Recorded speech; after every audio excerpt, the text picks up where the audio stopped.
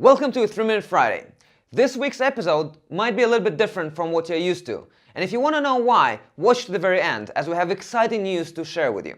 But now let's jump straight to the news. First up is Sweden. The whole country decided that they're going to cut taxes for startups or basically any young companies. And that is a really good thing, as it will help young companies to really focus on their business and product development in the beginning.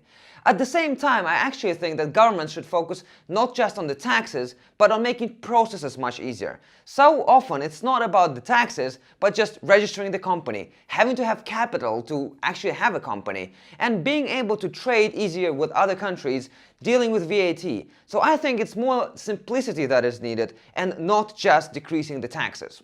Another great news for the region is that both Helsinki and Tallinn are in the top 10 running for the digital innovation capital of Europe. We hope that one of them wins and brings even more attention to our region.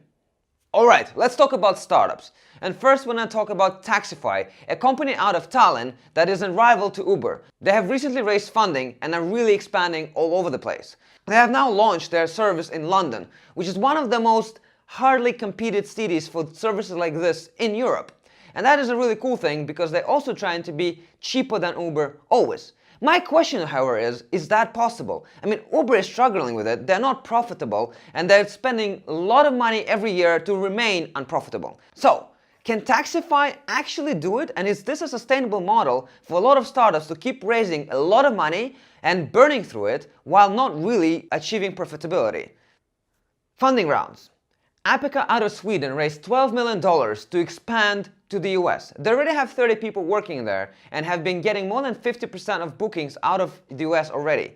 What they do is they basically test your software for you, including APIs and everything that you might have. They especially concentrate on big companies, as some of them lose more than $1 billion a year to software glitches. What bothers me here a little bit is that we keep calling big companies startups, and that we keep talking about them as if they are startups. And I really think that companies like Apica, although they're great and really focusing on revenues, are not startups anymore. And a 12 million round is not a startup round anymore as well. So I think there's a need for reclassification of what the word startup really means.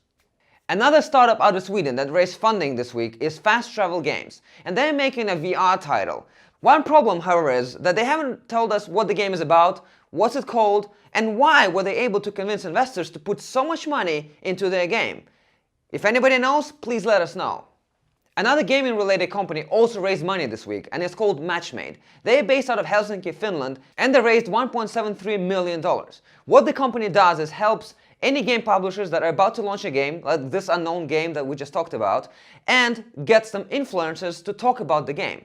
Unlike anybody else, they don't just give you an influencer to talk about, but they actually help you to measure the success of that interaction with an influencer. I really like what they do because they're sticking to the numbers and analytics, and they really show if what they do is working for your game. Last but not least is a company out of Finland called Valosa, and they raised $2 million in order to do video analytics, or basically to figure out anything that's going on in videos, like metadata, who said what, what's happening, and make it usable. This is a really big problem to solve, and they're using Valosa AI to do it.